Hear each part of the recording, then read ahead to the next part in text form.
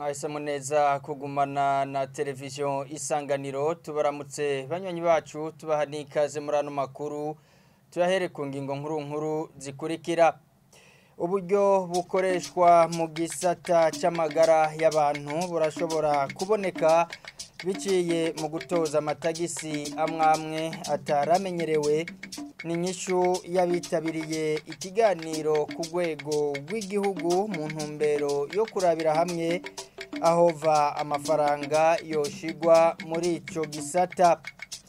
Abakoresha ibarabara rija muri zone ya Kanyosha hamwe kandi n'iryitiriwe Republika Avenue de la République ryo muri zone Nyakabiga mu gisagara ca Bujumbura ntibatahura ukuntu ibikorwa vyo kuzibira ibinogo biyarangwamwo bitarama bikabatera intambanyi mu kwiyunguruza.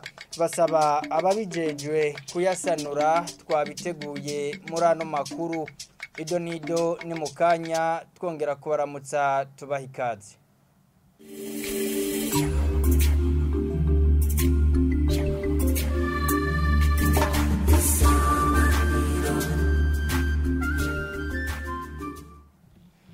Gutoza amatagisi amwamwe atahahora byofasha mu kuronka uburyo bukoreshwa mu gisata c'amagara y'abantu, niko bibonwa na bamwe mu bitabiriye kuri uyu wa mbere mu gisagara ca Bujumbura ikiganiro ku rwego rw'igihugu mu ntumbero yo kurabira hamwe ahova amafaranga yoshigwa muri ico gisata.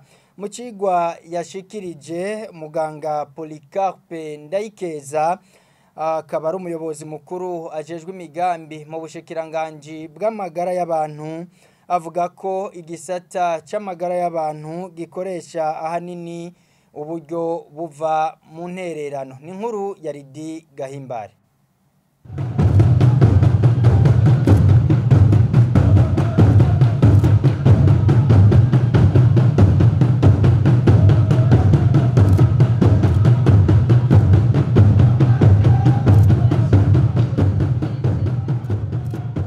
Ico kiganiro ku rwego rw'igihugu cakozwe mu ntumbero yo guhimiriza abo vyega bose baba bakorera mu gihugu canke hanze y'igihugu kugira ngo basuzume bongere barabire hamwe aho bava amafaranga kugira ngo ashigwe mu gisata c'amagara y'abantu biciye mu mugambi w'igihugu wo gushigikira ico gisata. Mu cigwa cashizwe habona muganga Polycarpe Ndayikeza umuyobozi mukuru ajejwe ibyo gutunganya imigambi mu bushikiranganji bw'amagara y'abantu no kurwanya sida akaba yerekanye ko ico gisata gihanzwe n'ingorane zitari nke. Aha twavuga nk'amafaranga gisata c'amagara y'abantu gikoresha ahanini ava ahandi agera kuri 56.3%. Kudakorana kw'amashira hamwe asanzwe asahiriza mu gisata c'amagara y'abantu uburyo buke buva mu gihugu ushigwa muri ico gisata. Muri ico cigwa rero zimwe mu nyinshi kugira ngo amafaranga aja mu gisata c'amagara y'abantu yongerezwe zatanzwe. Aha twavuga nko kuduza amafaranga ashigwa mu gisata c'amagara y'abantu ava mu mafaranga leta ikoresha ku mwaka n'imiburiburi yoduzwa gushika kuri 15%, gushiraho itagisi yo guhana kubanwa itabi canke inzoga zifise urugero rwa alcool rurenze inzoga bita liqueur muri rw'ifaransa, gushiraho itagisi ku miduga ivuye hanze ifise uburambe bw'imyaka 10 ikazotangishwa itagisi ya 20% ijanwa mu gisata c'amagara y'abantu. Ubwo buryo bwose rero buriko bararondegwa bukabuzofasha kugira ngo umunyagihugu wese aba mu gihugu akeneye ubuvuzi aburonke kandi byoroshe.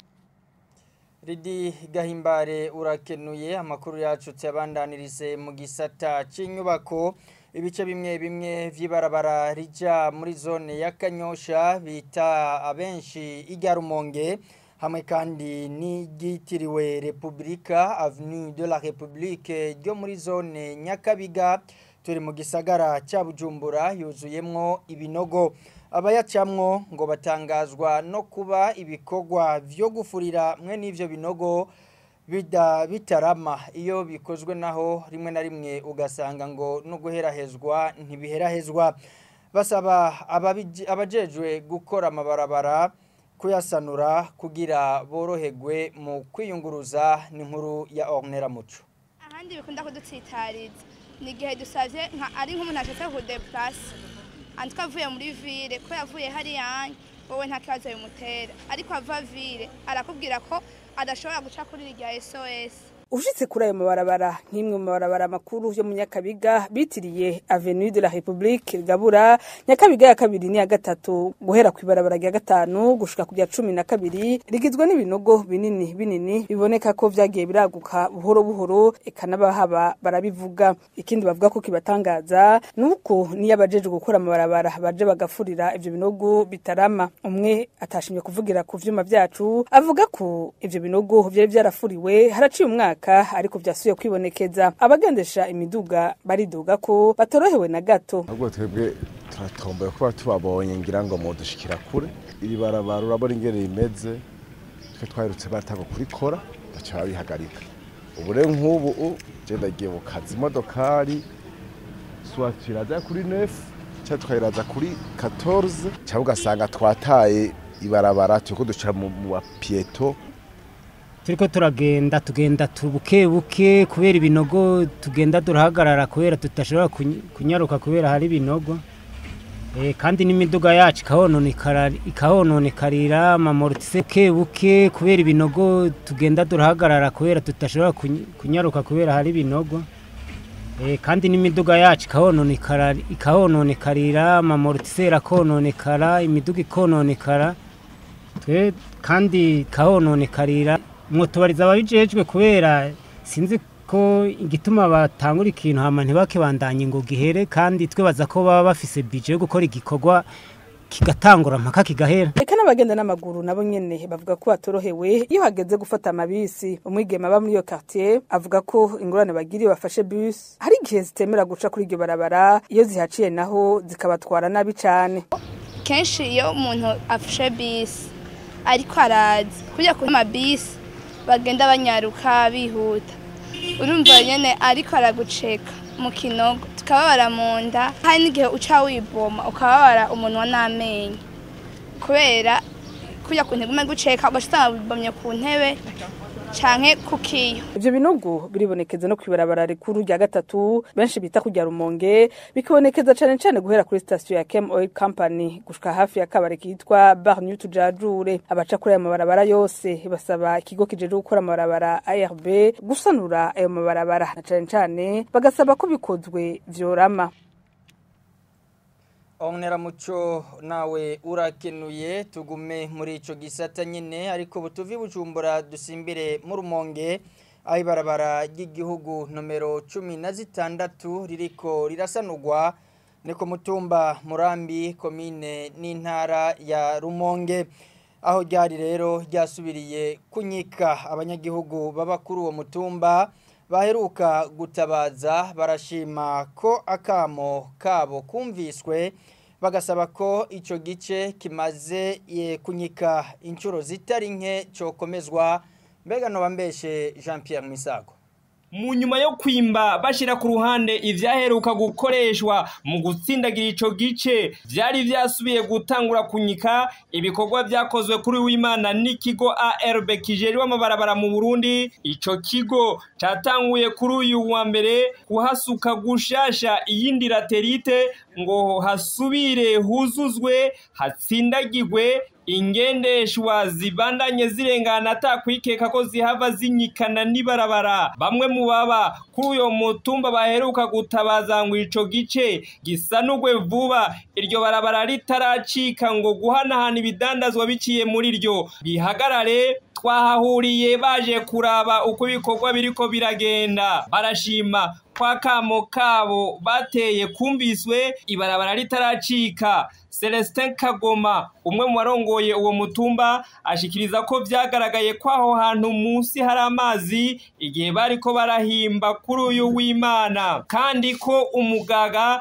utera winjira munsi ya hibarabara ryabaye rirungururizwa. We co kimwe n'abandi baba kuri uyo mutumba bizeye ko ikigo ARB gifise uko kizohakora kugira ngo hakomere ntibame bariko barahasanura inyuma y'amezi make yihasubira kunyika. mu kigo ARB bamenyesha ko ibiriko birakogwa ari ivyo gushigikira ako gace ingendeshwa zisigaye zicamwo kugira ngo uruja n'uruza muri iryo barabara rubandanye.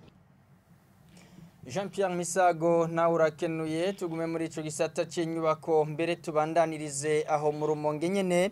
Inama nshikiranganji yakoranye mu ndwi heze yaremeje ibikorwa byo kubaka ikivuko ca Rumonge bizotwara uburyo bungana n'imiliyoni 58 z'amadolari y'abanyamerika. Ashikiriza icegeranyo Jerome Niyonzima umunyamabanga mukuru wa leta asigura ko ayo mahera ari mu ngabire y'imiliyoni 90 z'amadolari y'abanyamerika Uburundi bwahawe ni banki y'isi yose kubwo mugambi wo korosha urudandaza mu karere k'ibiyaga binini. Kubaka ikivuko ca Rumonge ni igice kimwe mu bigize uwo mugambi kikaba gitekanirijwe uburyo bungana n'imiliyoni 58 z'amadolari y'abanyamerika.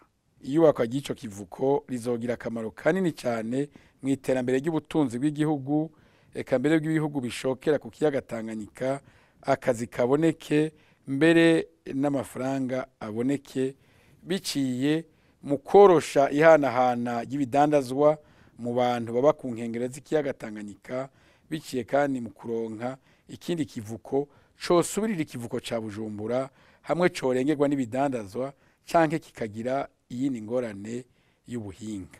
Igice c'umuzibukiro ku bene gihugu baba mu gice kizokubakamwo ico kivuko kizova mu mafaranga yatanzwe ni banki y'isi yose, ayandi nayo atangwe na leta y'u Burundi. Inama nshikiranganji imaze kwihweza iyo nteguro yarayemeje icishikiriza ibikurikira. Ubwa mbere hoshirwaho umugwi w'abahinga bo mu bushikiranganji bw'ikigega ca leta, ubw'ubudandaji, ubw'inyubako rusangi, ubw'ibidukikije, bagashika ku rubuga bakaraba igitigira inyezi na cy'imiryango izoronswa umuzibukiro n'itongo ingene ringana. Bwa kabiri hoba gusuzuma neza ko ayo matongo ari nyuma y'imetero 150 guhera ku nkengere z'ikiyaga Tanganyika kuko biri mu mategeko kuko aho hantu ari aha leta. Bwa gatatu gushika ku mpera z'ukwezi kwa kabiri uyu mwaka turimo 2024 ubushikiranganji bw'ikigega ca leta bwoba bwamaze gutekanya uburyo buzokenerwa ku ruhande rwa leta nk'inshumbusho canke umuzibukiro w'abakuwe muri ayo matongo kubera uwo mugambi. Bwa kane gutegura urupapuro ndangatongo rumwe gusa kugira ngo itongo rigenewe uwo mugambi gushika ku mpera z'ukwezi kwa ruhuhuma rube rwabonetse. Amasanamu ya Jerome Niyonzima umunyamabanga mukuru wa leta tuyakesha bagenzi bacu bo muri televiziyo y'igihugu.